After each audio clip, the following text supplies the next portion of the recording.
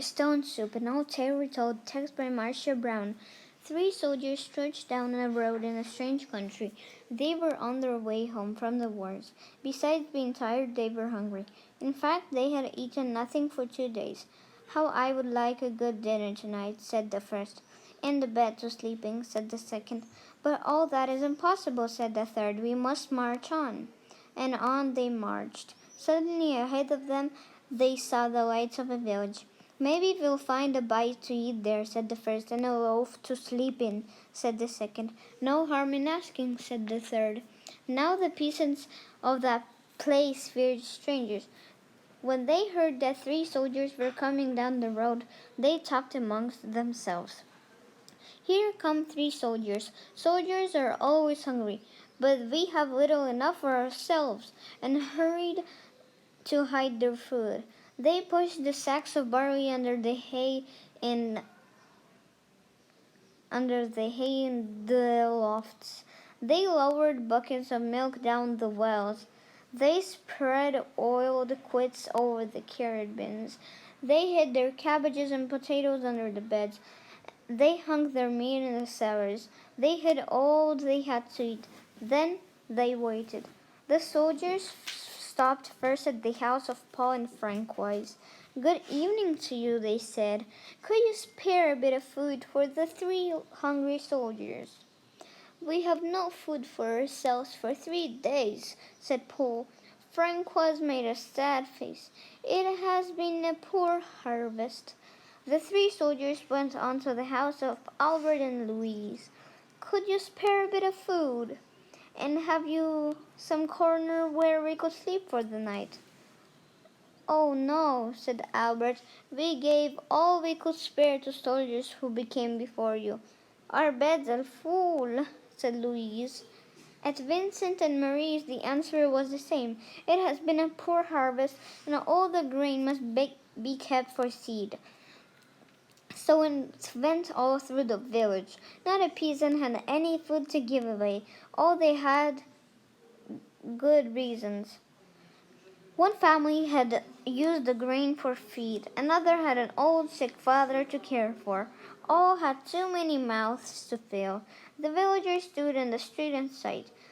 They looked as hungry as they could. The three soldiers talked together.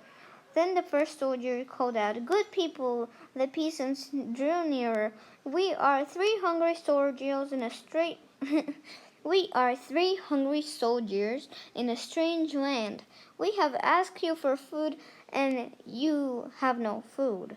Well, then we'll have to make a stone soup. The peasants stared. Stone soup?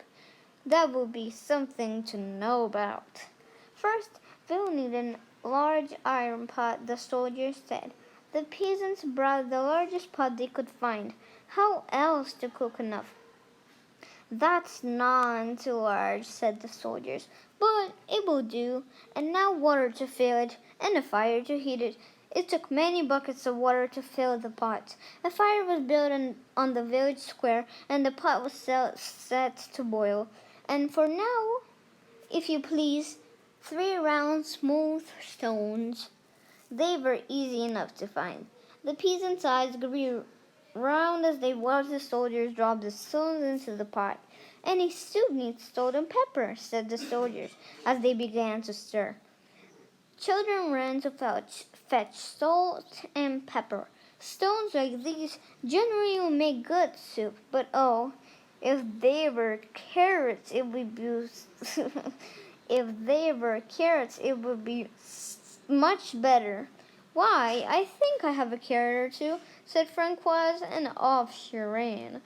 She came back with her apron full of carrots from the bin beneath the red kilt. A good stone soup should have cabbage, said the soldiers as they sliced the carrots into the pot. But no one use asking what you don't have.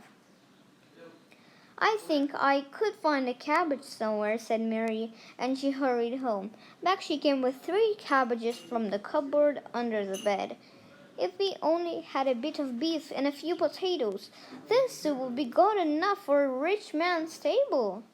The peasants thought that over. They remembered their potatoes and the sides of beef hanging in their cellars. They ran to fetch them. A rich man's soup, and all from a few stones. It seemed like magic. Ah, sighed the soldiers as they stirred the beef and the potatoes. If we only had a little barley and a cup of milk, this would be fit for the king himself. Indeed, he asked for such a soup when last he dined with us. The peasants looked at each other. The soldiers had entertained the king? Well, but no use in asking for what you don't have, the soldiers sighed. The peasants brought their barley from the lofts, and they brought the milk from the wells. The soldiers stirred the barley and milk into the flaming broth, while the peasants stared. At last the soup was ready. All of you shall taste, the soldiers said. But first, a table must be set. Great tables were placed in the square, and all around were lighted torches. Such a soup! How good it smelled! Truly fit for a king. But the peasants asked themselves, would not such a soup require bread and a roast and cider? Soon a banquet was spread and everybody sat down to eat. Never had been there such a feast. Never had the peasants tasted such soup, in fancy made from stones. They ate and drank and ate and drank, and after that they danced and danced and sang far into the night. At last they were tired. Then the three soldiers asked, is there not a loft where we could sleep? Let three such wise, splendid gentlemen sleep in a loft? Indeed, they must have the best beds in the village. So the first soldier slept in the priest's house. The second soldier slept in the baker's house, and the third soldier slept in the mayor's house. In the morning, the whole village gathered in the square to give them a send-off. Many thanks for what you have taught us, the peasants said to the soldiers. We shall never go hungry now that we know to make soup from stones. Oh, it's all in knowing how, said the soldiers, and off they went down the road.